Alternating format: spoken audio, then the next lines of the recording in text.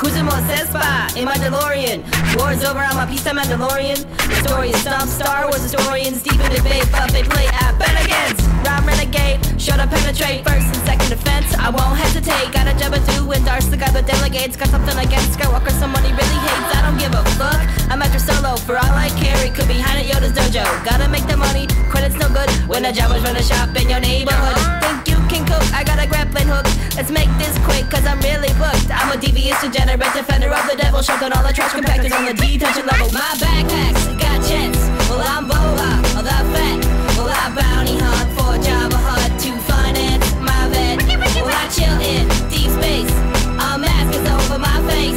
Well, I deliver the prize, but I still there on my eyes. Cause my time I don't like to waste. Get down! I'm a question, rap inside Enigma. Get inside a slave one, find your home and signal. From Endor to Hoth, Ridley to Spock. I'll find what you want, but there's gonna be a cost. Say my name is Boba Fett. I know my shit is tight. Start acting right, yo, frozen a carbonite. Got telescopic sight, flamethrowers on my wrist. You still don't get the jet. Spike boots to make the kick. Targets to make the hit. You think I give a shit? Your mama is a bitch. I see you in the Sarlacc pit. You just flipped my switch. Integrity's been dipped. You scratching on my itch. You know I shoot the gift. I got Babina Secatinas way to lick my lusty lips. So I'll let you get back inside your little spaceship. Give you a head start, cause I'm a sporting con. Consider the starting line and sneaky smile handside. Hope you have hyperdrive. Pay to stay alive. Don't try to slip me five, cause I never take a bribe. To the beat of a different drama. Baddest bunny hunter. Let no man put us under or else they be put under as in 6 feet. Got an imperial fleet backing me up. Gonna blow up any attempt to defeat. They got a death stock. Once again, you'll have to excuse my fiddling and fucking with this goddamn quote-unquote camera. It's actually just my phone until I can get them fucking expensive-ass batteries for my little cheap-ass camcorder. Hey, what I got for the moment, so what I'm rolling with. Anyway, I feel like I wanted to go ahead and jump on and touch on a couple of the fights coming up. Namely Cotto, Mayorga. God damn it. Cotto, Mayorga, and Martinez versus Sergey Dzindziruk.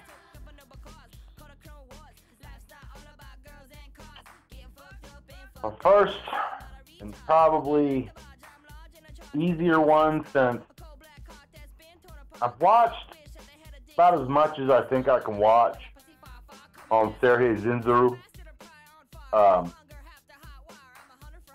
And for all intents and purposes, and for all appearances, this should be a good test for Sergio. Because this guy is a southpaw with the most incredible southpaw jab I think I've ever seen personally. Snaps people's head back. I mean, bigger than shit. I mean, it even looks better than Kessler's old jab. I'm not going to say his current jab because he doesn't really do that power jab anymore. But it's an awful fast punch. The right hand jab, awful fast. And with Sergio Martinez being such a mover, Dzindziruk is going to need that jab. Good thing for him, he's not scared to use it.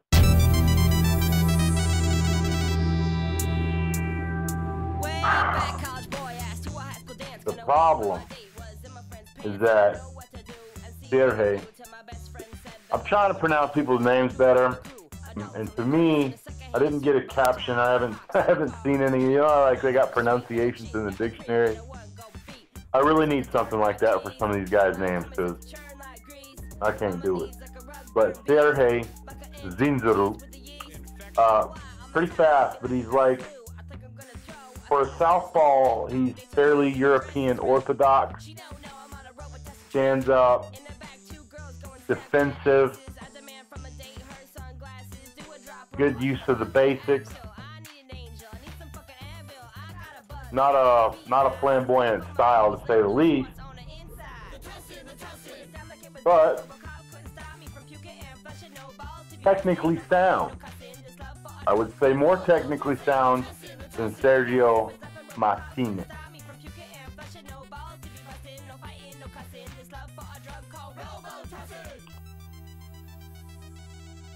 There's times when you pick the more technically sound, and there's times when you don't.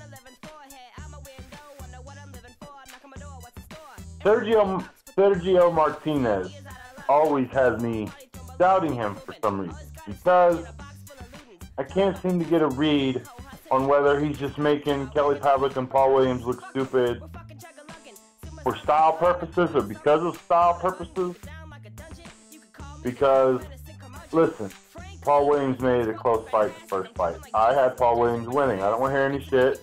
We saw what happened in the rematch, so there's that. There's your man. He won by KO. Best KO of the fucking year. But against Pavlik, he won.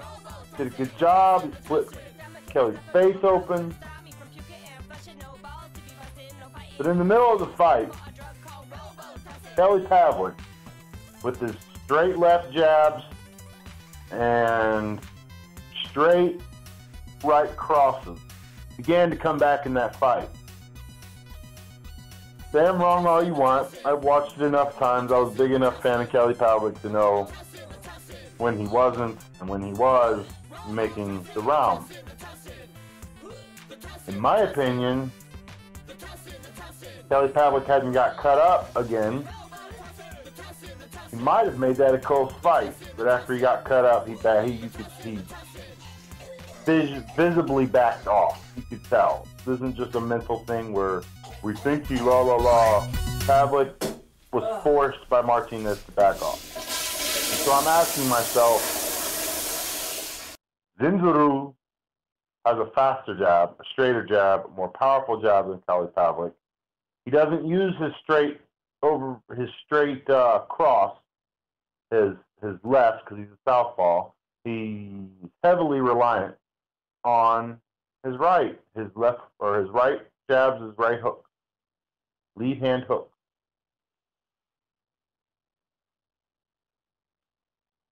And to me, it'd be very easy for me to pick against Sergio Martinez again.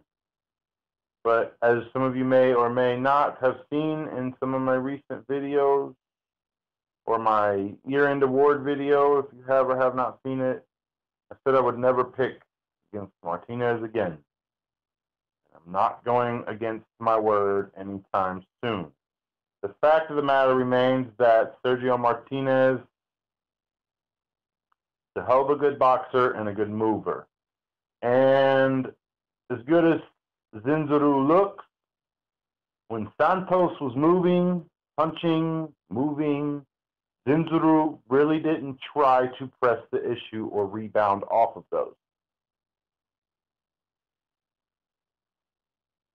He's going to have that in spades when he fights Martinez. Martinez is a mover.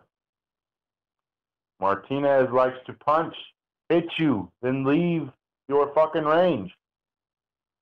Fights with his hands down, he can get caught with straight punches sometimes, but after seeing all the punches he took from Pavlik, after seeing the punches he took from Paul Williams, I don't think Dzindziruk has the power to put Martinez down.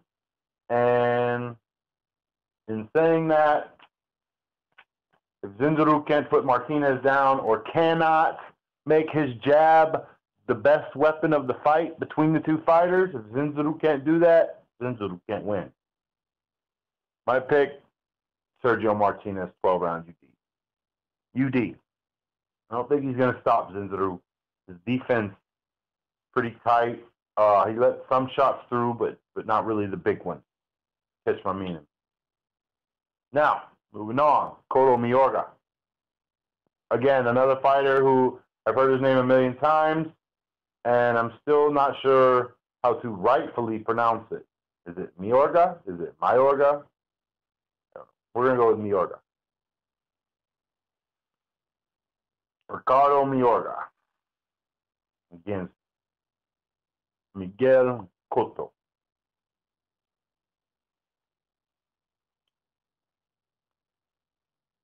To me, Mayorga has a puncher's chance, but it is reduced by his horrible boxing skills. He's just a wild thrower in there. He's not really content to box with people. And if you want to beat Cotto, you got to create angles. You got to box your way. Plus, of course, your Antonio Margarito. But with so much controversy and unknown surrounding what actually happened in that fight, as far as how clean Margarito was then,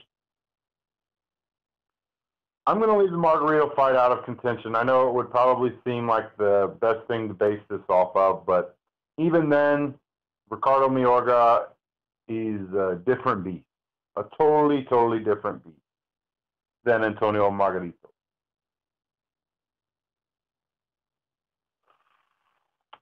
Cotto's too good of a boxer to let that bullshit phase him, I think.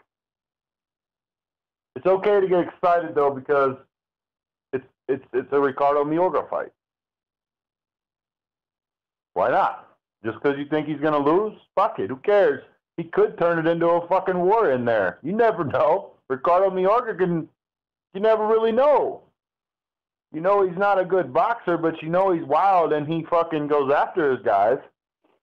And people want to see Cotto pressured. So I'm not really mad about this fight, especially since I think it's part of the rebuilding of Cotto. I hope they're not feeding him to the lions. In his next fight, I hope they're not building him up just to put him down. But after this, we're going to be asking him to fight the better 154-pounders. If that's where you're going to stay, Miguel, hey, you get this, and you got your Foreman, and you're going to get this. Now, then it's time to go on. See what you can do with Alfredo Angulo. You know what I mean? I got Cotto. I don't remember what I picked for fantasy. I'm going to say if it goes to the cards, Cotto wins by landslide. But I really, really, really think Cotto can stop Mayorga, even though Mayorga is a lot bigger than Cotto. He was a natural 154-pounder before, while Cotto was a natural 140. You see what I'm saying? Then he bumped up to 147. I believe Emmanuel Stewart when he says Miguel isn't the 154-pounder. Fuck. I don't think we ever really doubted that.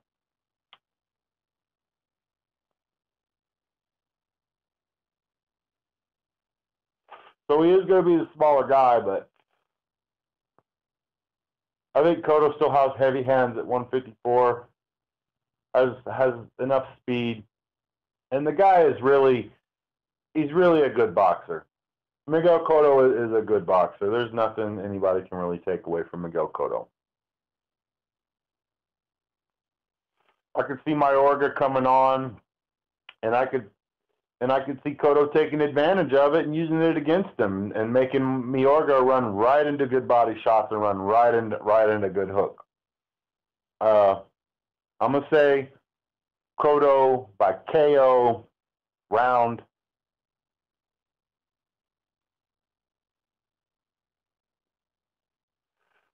8.